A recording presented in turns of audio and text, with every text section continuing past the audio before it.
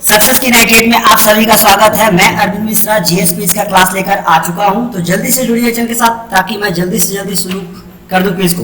और जैसा कि आपको पता ही है, हमारा क्लास शुरू हो जाता है ठीक शाम को 4:30 बजे। तो अभी 4:30 बजे हैं। तो आपको मैं एक बार फिर से बोलूंगा, जो नए जुड़े चैनल के साथ चैनल को सब्सक्राइब जरूर कर लीजिएगा और नोटिफिकेशन के बेल आइकन को जरूर दबा दीजिएगा, क्योंकि यही वो जरिया है जो हमें आपके साथ जोड़े रखती है। और क्लास के बाद आपको पीडीएफ मिल जाएगा। कहाँ? तो आपको पीडीएफ मिलेगा हमारे वेबसाइट पे, जो कि है www.successki98.in। और जो भी तैयारी कर रहे हैं किसी भी एग्जाम के लिए, तो ये मेरे जितने जीएस के क्विज हैं, ये इस साल के आने वाले जितने भी एग्जाम्स हैं उनके लिए काफी महत्वपूर्ण है।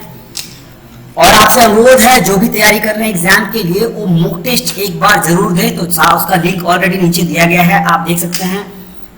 ibps.com पे जाकर आप बेस्ट कंटेंट वाले, मतलब बेस्ट क्वेश्चंस और आंसर्स वहां पे आप दीजिएगा और सारे फॉर्मेट को बढ़िया से समझिएगा। तो चलिए, ज्यादा समय नहीं लूंगा, फटाफट क्वेश्चन कराते हुए निकल जाऊंगा। और कोशिश करिएगा कि आप सारे के सारे प्रश्नों को अटेम्प्ट करें, ताकि आपको अपनी तैयारी का पता भी चल सके। और जितनी गलती करनी है, हम बार बार ये बोलते हैं, आपको जितनी गलती करनी है यहीं पे कर दीजिए, क्योंकि एग्जाम में अगर 1% भी आपको डाउट हो किसी प्रश्न को लेकर, तो आप उसको छोड़ दीजिएगा और आगे बढ़ जाइएगा। पहला प्रश्न आपके स्क्रीन पर आ चुका है, तो उत्तर दीजिएगा इसका। बटर पेपर नीचे में से किस ऑब्जेक्ट का एक उदाहरण है? आपके ऑप्शन है पारदर्शक, बी पारदर्शी, सी अपारदर्शी या डी प्रकाशमान। बताइएगा इसका उत्तर। बटर पेपर जो है वो निम्नलिखित में से किसका एक उदाहरण है? पारदर्शक, पारदर्शी, अपारदर्शी या प्रकाशमान। तो जिन्होंने उत्तर दिया है बी पारदर्शी, यहाँ पारदर्शी का मतलब है पूरा क्लियर नहीं, याद रखिएगा, ध्यान दीजिएगा। पारदर्शक मतलब पूरा क्लियर, जैसे प्लास्टिक होता है उस तरह से। और पारदर्शी मतलब थोड़ा सा दिखना, हल्का सा, ठीक है। तो जिन्होंने उत्तर दिया है बी, उनका उत्तर एकदम सही है। अगला प्रश्न, दूसरा प्रश्न ए आपके स्क्रीन पर, इसका उत्तर दीजिएगा।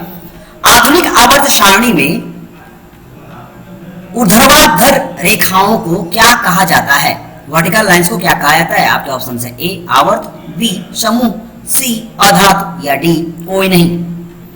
तो बहुत ही इजी प्रश्न है। तो जिन्होंने उत्तर दिया है ग्रुप, तो ध्यान दीजिएगा, इसे ग्रुप या फैमिली भी कहते हैं। अगला प्रश्न, तीसरा प्रश्न ए आपके स्क्रीन पर, इसका उत्तर दीजिएगा। सबसे सामान्य लेंथनाइड कौन सा है? आपके ऑप्शन है ए सेरियम, बी प्लूटोनियम, सी सेमेरियम या डी इनमें से कोई नहीं।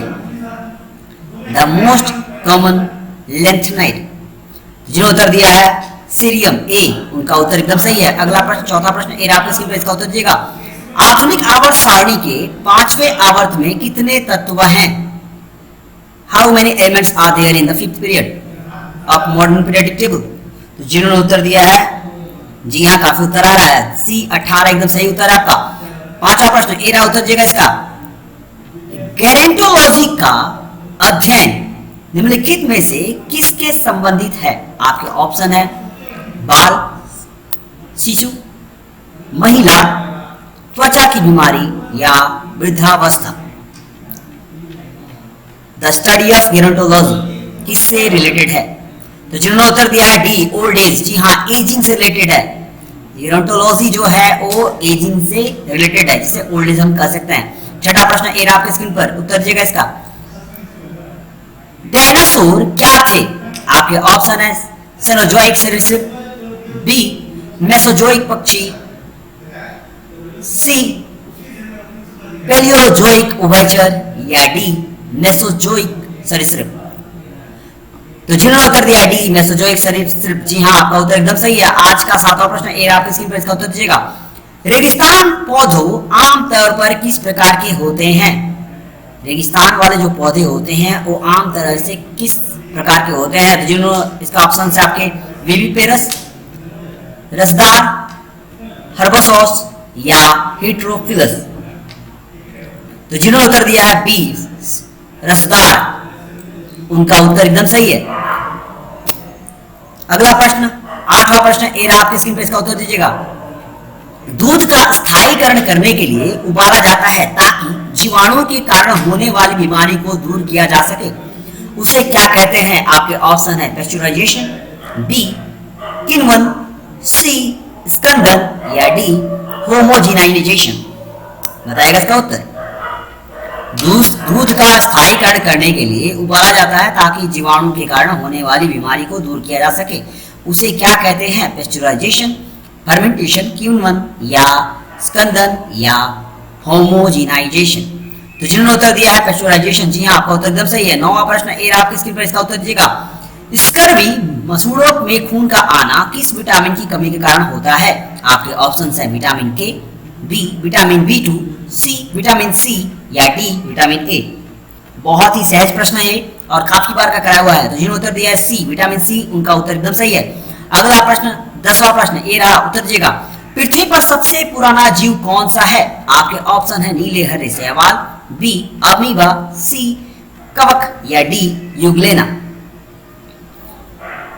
Oldest organism on the earth. तो जिन्होंने उत्तर दिया है ए ब्लू ग्रीन एल्गे, उनका उत्तर एकदम सही है। आज का 11वां प्रश्न ए रहा आपकी स्क्रीन पर, इसका उत्तर दीजिएगा। निम्नलिखित में से कौन सी मानव शरीर की सबसे लंबी कोशिकाएं हैं? ध्यान दीजिएगा, कोशिकाएं पूछा है, लॉन्गेस्ट सेल्स। आपके ऑप्शन है अग्नाशयी कोशिकाएं, बी उपकला कोशिकाएं, सी तंत्रिका कोशिकाएं या डी अधिचर्मिक कोशिकाएं। तो जिन्होंने उत्तर दिया है नर्व सेल्स, जी हाँ सी इज द करेक्ट आंसर। अगला प्रश्न आने वाला है आज का 12वां प्रश्न, उत्तर दीजिएगा इसका। एक ट्रांजिस्टर के निर्माण में प्रयुक्त पदार्थ है क्या?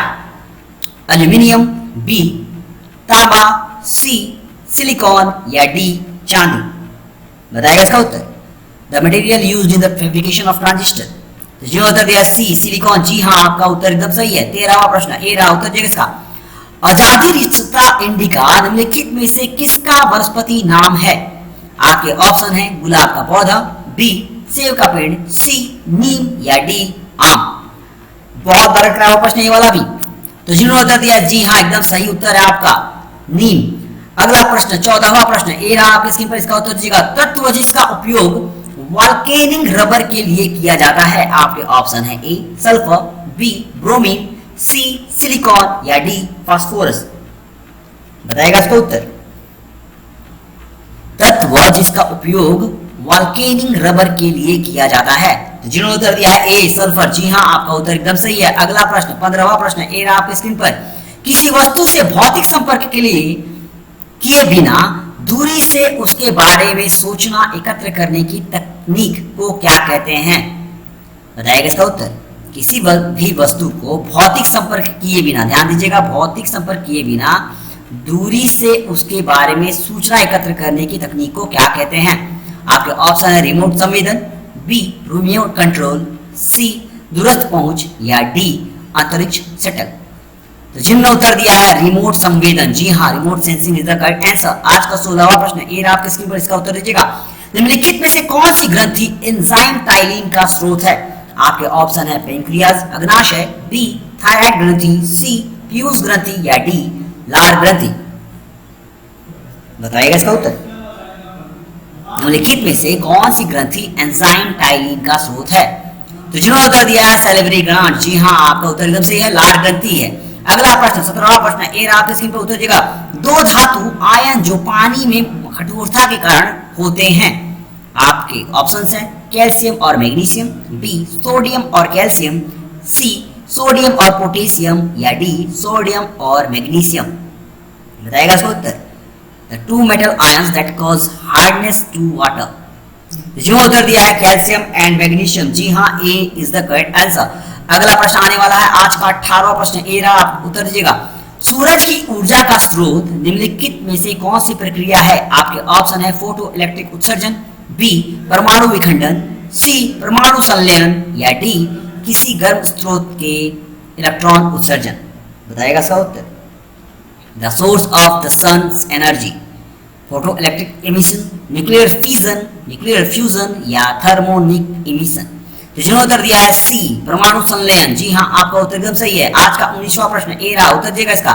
सबसे बड़ी डॉल्फिन प्रजाति ओरका है जिसे क्या कहा जाता है निम्नलिखित में से? ए बोटल नोज, बी बेजी, सी किलर वेल या डी टुकुक्सी। तो जी हाँ काफी आंसर आया। तो जिन्होंने उत्तर दिया है किलर वेल, जी हाँ आपका उत्तर एकदम सही है। आज का 20वां प्रश्न ए रहा, उत्तर दीजिएगा इसका। जीवों में डूबने से होने वाली मृत्यु के निदान में निम्नलिखित समूहों में से कौन सा महत्वपूर्ण है? आपके ऑप्शन है लीचन, बी प्रोटोजोआ, सी साइनोबैक्टीरिया या डी डायटम? बताइएगा इसका उत्तर। Which one of the following groups of organism has significance in diagnosing the death by drawing? जी उत्तर दिया है डायटम। जी हाँ, आपका उत्तर एकदम सही है। अगला प्रश्न आने से पहले आप सभी से आग्रह करूंगा, जो भी नए जुड़े हैं चैनल के साथ, चैनल को सब्सक्राइब जरूर कर लीजिएगा और नोटिफिकेशन के बेल आइकन को जरूर दबा दीजिएगा। इसके बावजूद भी नोटिफिकेशन ना जाए तो आप हमारे टेलीग्राम से जुड़ सकते हैं, जो कि है सक्सेस स्पेस देकर की 98। और याद रखिएगा, अगर वीडियो अच्छी लगे तो लाइक जरूर करिएगा और हो सके तो शेयर करिएगा, ताकि उन भाई बंधुओं को भी मिले जिनके पास कोचिंग ट्यूशन लेने की क्षमता नहीं है। अगला प्रश्न 21वां प्रश्न आने वाला आपके स्क्रीन पर, इसका उत्तर दीजिएगा। शुष्क कोशिका में पाई जाने वाली ऊर्जा है क्या? ए मैकेनिक, बी बिजली, सी रासायनिक या डी विद्युत चुंबकीय? The energy found in dry cell. जी हाँ, जिन्होंने उत्तर दिया है रासायनिक, केमिकल एनर्जी, उनका उत्तर एकदम सही है। 22वां प्रश्न ए रहा आपके स्क्रीन पर, इसका उत्तर दीजिएगा। अर्थ या स्टेम पर पत्तियों की व्यवस्था को क्या कहा जाता है?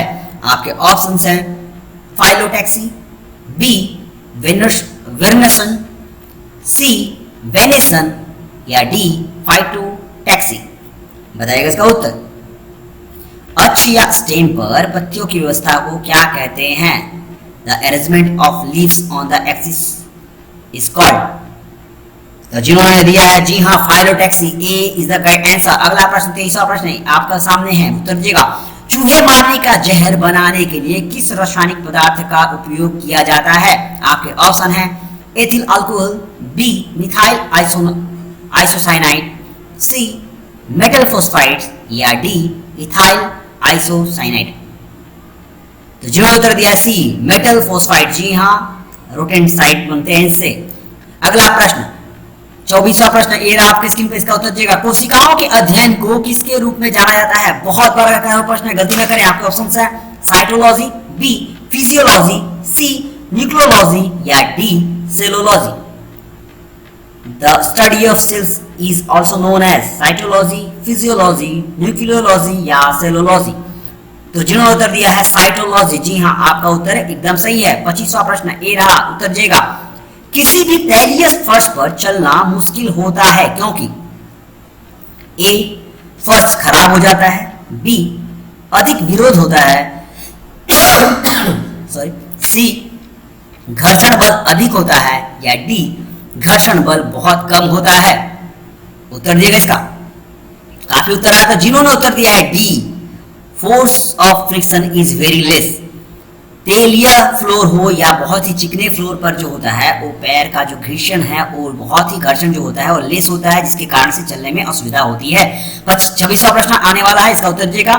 साबुन के निर्माण में निम्न में से कौन सा प्रयोग किया जाता है? आपके ऑप्शंस हैं वनस्पति तेल, बी मोबाइल तेल, सी मिट्टी का तेल या डी कटिंग तेल? Vegetable oil, Mobil oil, kerosene oil या कटिंग ऑयल? तो जिन्होंने उत्तर दिया है वेजिटेबल ऑयल। जी हाँ, आपका उत्तर एकदम सही है। आज का 27वां प्रश्न ए रहा, उत्तर दीजिएगा। इनमें से कौन सा पौधों के लिए एक मैक्रोन्यूट्रिएंट नहीं है? ध्यान दीजिएगा, ए मैक्रोन्यूट्रिएंट नहीं है बोल रहा है। आपके ऑप्शन है नाइट्रोजन, फास्फोरस, पोटेशियम या क्लोरीन? तो जितने यहाँ पहले तीनों हैं, इस तीनों के तीनों है माइक्रोन्यूट्रिएंट। तो इसको छोड़कर जो बचता है वो है क्लोरीन। तो क्लोरीन है सही उत्तर, जो कि माइक्रोन्यूट्रिएंट नहीं है। अगला प्रश्न 28वां प्रश्न, इसका उत्तर दीजिएगा। खाद्य सामग्री के संरक्षण में निम्न में से कौन से पदार्थ का उपयोग किया जाता है? आपके ऑप्शन है citric acid, B potassium chloride, C sodium benzoate या डी सोडियम क्लोराइड? बताएगा इसका उत्तर। खाद्य सामग्री के संरक्षण में निम्न में से कौन से पदार्थ का उपयोग किया जाता है? तो जिन्होंने उत्तर दिया सी नहीं जी, D sodium chloride is the correct answer. D सही उत्तर है। अगला प्रश्न 29वां प्रश्न है। ट्रिप्सिन क्या करता है? आपके ऑप्शंस हैं कार्बोहाइड्रेट को तोड़ता है, बी प्रोटीन संश्लेषित करता है, सी वसा को तोड़ता है या डी प्रोटीन को तोड़ता है? बताइएगा इसका उत्तर। ट्रिप्सिन क्या करता है? तो जिन्होंने उत्तर दिया है जी हाँ, ब्रेक्स डाउन प्रोटीन, प्रोटीन को तोड़ देता है छोटे छोटे पेप्टाइड्स में। जी हाँ, तीसरा प्रश्न ए रहा आपके सामने, इसका उत्तर दीजिएगा। इनमें से कौन सा जीवाश्म ईंधन है? फॉसिल फ्यूल है क्या? ए शराब, बी ईथर, सी जल गैस या डी कोयला। इनमें से कौन सा फॉसिल फ्यूल कहलाता है? अल्कोहल, ईथर, जल गैस या कोल? तो जिन्होंने उत्तर दिया है कोल, जी हाँ कोयला, उनका उत्तर एकदम सही है। अगला प्रश्न, एक तीसरा प्रश्न, इसका उत्तर दीजिएगा। कैनस फेमिलोरिस का वैज्ञानिक नाम, किसका वैज्ञानिक नाम है? आपके ऑप्शन है बिल्ली के, कुत्ता का, लोमड़ी का या भेड़िए का। कैनिस फेमिलियारिस किसका साइंटिफिक नाम है? तो जिन्होंने उत्तर दिया है बी डॉग, जी हाँ आपका उत्तर एकदम सही है। 32वां प्रश्न आने वाला है, इसका उत्तर दीजिएगा। यदि एक लड़का एक ट्रेन में बैठा है जो निरंतर वेग पर चल रही है और उसके द्वारा एक गेंद को सीधे हवा में फेंकने से गेंद का क्या होगा? उसके सामने गिरेगी, उसके पीछे गिरेगी, उसके हाथ में गिरेगी या उपयुक्त में से कोई भी नहीं? बताइए इसका उत्तर। यदि एक लड़का ट्रेन में बैठा है और ट्रेन निरंतर वेग से चल रही है तो उसके द्वारा एक गेंद को सीधे हवा में फेंकने से वो गेंद कहाँ गिरेगी अगर ऊपर उछाले तो जी हाँ जिन्होंने उत्तर दिया है फॉल इनटू हैंड्स। मुझे पता है इसका आंसर बहुत गलती होता है, कभी कभी कुछ लिखेंगे उसके पीछे गिरेगी, लेकिन नहीं सर, निरंतर वेग अगर है तो आप अगर बॉल को फेंकिएगा तो बॉल आपके हाथ में आएगी सीधे ऊपर फेंकने से, या आप खुद अगर उछलेगा तो आपका जगह चेंज नहीं होगा, परिवर्तित नहीं होगा, तो हाथ में ही गिरेगी। अगला प्रश्न 33वां प्रश्न का उत्तर दीजिएगा। एक पैराशूट धीरे धीरे उतरता है जबकि समान ऊंचाई से गिरा है गया पत्थर तेजी से गिरता है, क्यों?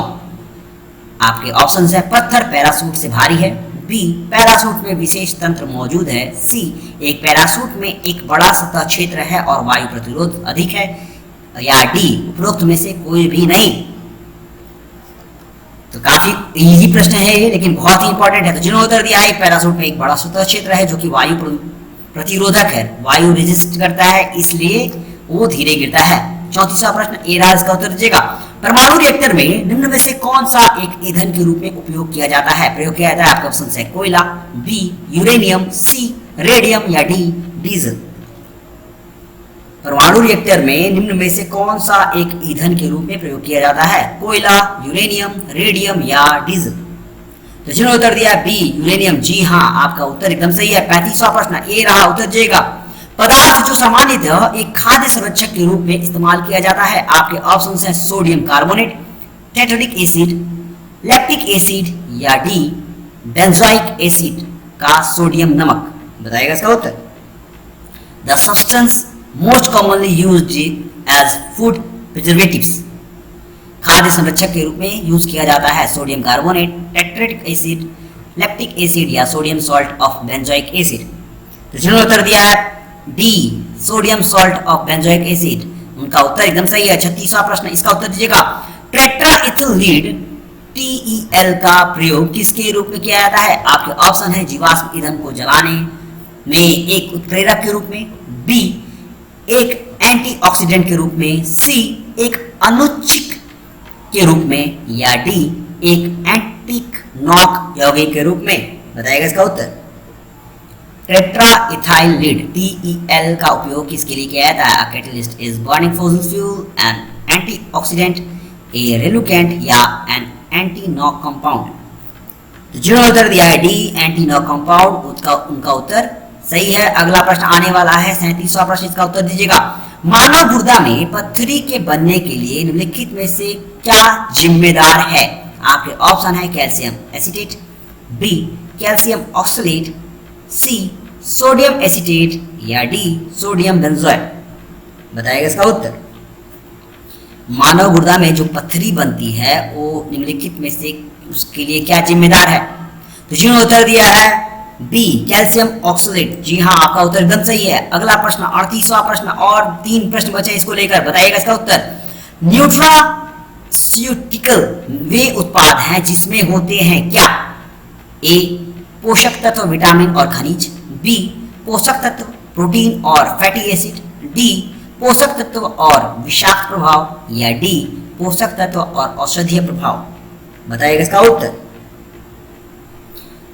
न्यूट्रास्यूटिकल्स आर प्रोडक्ट, तो जी हाँ जो उत्तर दिया है न्यूट्रिएंट एंड मेडिकल इफेक्ट, उनका उत्तर एकदम सही है। आज का 39वां प्रश्न ए रहा आपके सामने, उत्तर दीजिएगा। अधिकतर जीवों में लगभग 80% जीवित सामग्री का निर्माण किससे होता है? आपके ऑप्शन है प्रोटीन, बी वसा, सी कार्बोहाइड्रेट या डी खनिज पदार्थ। बताएगा इसका उत्तर। अधिकतर जीवों में लगभग 80% जीवित सामग्री का निर्माण कहां से होता है? तो जी हाँ, जिन्होंने उत्तर दिया ए प्रोटीन, उनका उत्तर एकदम सही है। अगला प्रश्न, आज का अंतिम प्रश्न, और आशा करता हूं इसका उत्तर भी मुझे सही मिलेगा। बताइएगा इसका उत्तर। मानव शरीर में निम्नलिखित में से कौन सा हार्मोन रक्त कैल्शियम और फास्फेट को नियंत्रित करता है? आपके ऑप्शन है ग्लूकागन, बी ग्रोथ हार्मोन, सी पैराथायराइड हार्मोन या डी थायरोक्सिन। बताएगा इसका उत्तर। In human body, which one of the following hormones regulates blood calcium and phosphate? तो जिन्होंने उत्तर दिया है सी पैराथायराइड हार्मोन, उनका उत्तर एकदम सही है। तो आज के लिए इतना ही। आशा करता हूँ आपको क्लास अच्छी लगी होगी, और अगर अच्छी लगी होगी तो लाइक कर दीजिएगा, और हो सके तो शेयर करिएगा, ताकि उन भाई बंधुओं को मिले जिनके पास कोचिंग ट्यूशंस लेने की क्षमता नहीं है। और अगर आपके पास हमारे लिए कोई सुझाव है तो आप उसे भी कमेंट में दे सकते हैं। हम जरूर कोशिश करेंगे कि आपको सुझाव के आधार पर कुछ नया करें और आपको उससे संतुष्टि प्राप्त हो। तो चलिए फिर मिलते हैं कल शाम को ठीक 4:30 बजे। तब तक के लिए हंसते रहिए, मुस्कुराते रहिए, अपने साथ साथ अपने परिवार का, अपने समाज का, अपने बंधुओं का और अपने देश का ख्याल रखिएगा। जय हिंद।